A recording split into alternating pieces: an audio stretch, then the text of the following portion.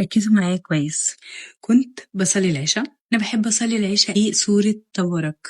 فوصلت عند الآية بسم الله الرحمن الرحيم تكاد تميز من الغيظ كلما ألقي فيها فوج سألهم خزنتها ألم يأتكم نذير قالوا بلى قد جاءنا نذير فكذبنا وقلنا ما نزل الله من شيء إن أنتم إلا في ضلال كبير وقالوا لو كنا نسمع أو نعقل ما كنا في أصحاب السعير. الآية نورت في خيالي جدا لدرجة إن أنا بقيت أفكر إزاي أوصل لكم الفكرة اللي وصلتني من كتر ما هي كده واو تمس القلب.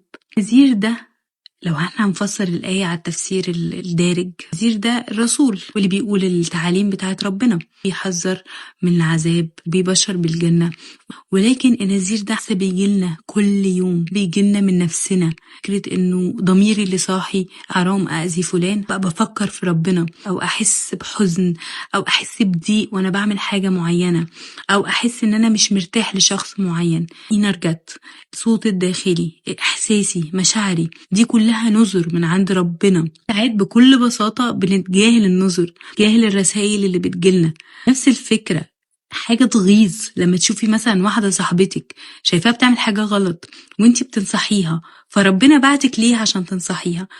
ولا حد بيغلط غلطة معينة والحاجة دي عمالة تجيب له مصايب في حياته وهو بيتجاهل من كتر ما هو متعلق بالحاجة دي. الحاجات اللي بتحصل والمشاكل والمشاعر السيئة كلها نذر من عند ربنا، لو تجاهلناها هنندم. والآية اللي بعدها لو كنا نسمع أو نعقل ما كنا في أصحاب السعير. السعير ده مش في الآخرة بس، السعير ده أحيانا المشاكل اللي بتحصل، أحيانا العقبات اللي بتطلع لنا في حياتنا ده سعير. إن إحنا لو سمعنا للنذر وعقلناها وأخدنا القرارات الصح حياتنا كلها تتغير. حسيتها كده، نورت في عقلي وفي قلبي كده، وعقلتها كده، وحبيت أوصل لكم يمكن تنور معاكم انتوا كمان، وتبدأوا تراقبوا مشاعركم وأحاسيسكم، تعتبروها نذر من عند الله.